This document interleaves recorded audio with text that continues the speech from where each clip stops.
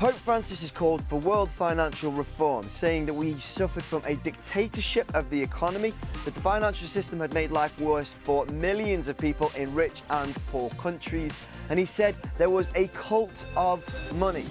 Now, this was interesting to hear from Pope Francis, since the Catholic Church and the Vatican are well known for having a huge amount of wealth. So we thought we'd put together a list of the Catholic Church and the Vatican's top 10 most valuable assets. In a New Statesman article from 2011, the Pope was named the third biggest landowner in the world.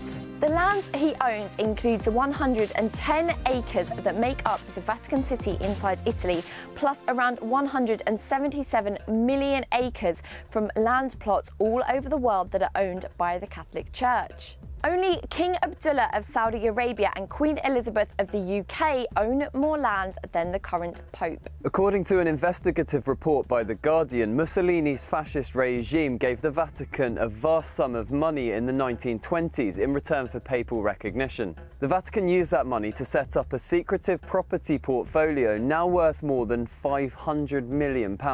It includes 30 St James's Square, 168 New Bond Street, property in Coventry, Paris and Switzerland. The Vatican claimed the money was given to them as compensation for lost property. The Vatican itself, with all its museums, is quite a good earner. It receives up to 5 million visitors a year, charging up to €16 per ticket. And then, of course, there's all the memorabilia on sale inside as well. A very tidy earner indeed. The Vatican owns a mind-boggling collection of artworks, including world-famous pieces by Michelangelo, Caravaggio and Raphael. There's no way of telling how much they're all worth in total.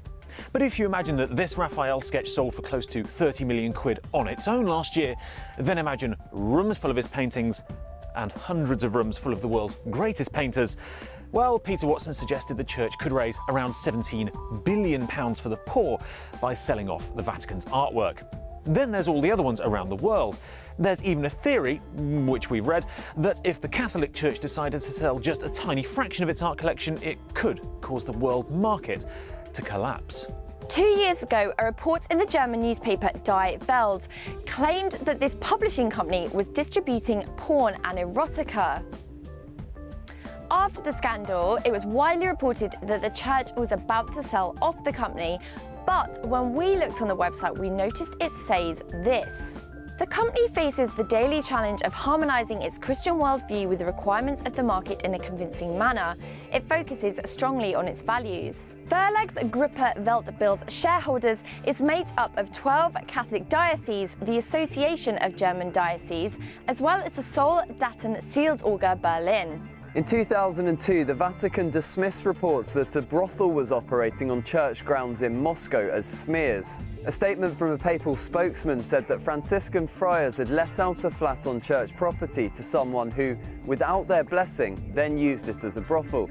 The Vatican condemned the behaviour, saying it was part of a despicable operation to discredit the church. So we'd like to make clear that we are not saying that the Vatican makes money from brothels. According to Berlin political scientist Carsten Frerk, the Catholic Church claims that it is poor, but the truth is that it hides its wealth. His book, The Violet Book of Church Finances, estimates the cash assets of the church's legal entities at about $50 billion.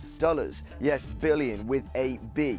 The Economist magazine said that the annual spending by the Vatican and church-owned entities in the United States alone was about $170 billion in 2010.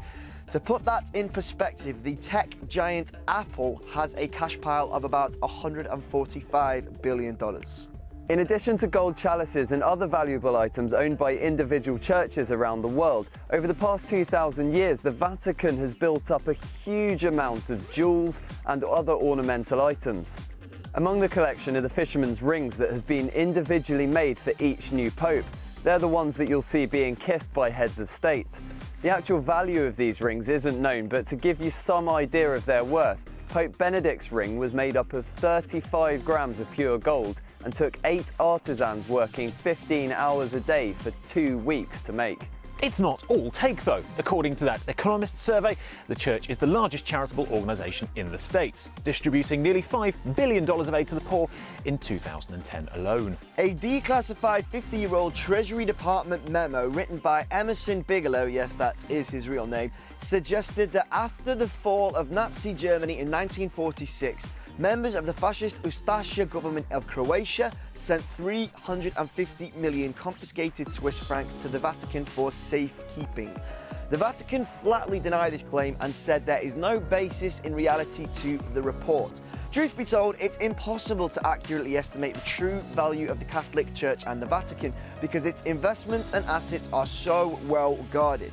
A simple stroll around the Vatican City should give you some idea of the wealth the Church has accumulated over the years. But the new Pope does seem to be shaking things up a bit. While the former Pope, Benedict, was well known for his fashion sense and love of custom red loafers, the new Pope Francis seems to take a much more humble and austere approach to getting dressed. Not only did he opt to wear black shoes instead of the traditional red ones for his first public appearance, but he also rejected having a fisherman's ring especially crafted for him, instead choosing to wear a silver ring that was originally made for Pope Paul VI. Whether this more economical approach to papal life will spill over into Pope Francis selling off some of the Vatican's assets, however, is yet to be seen.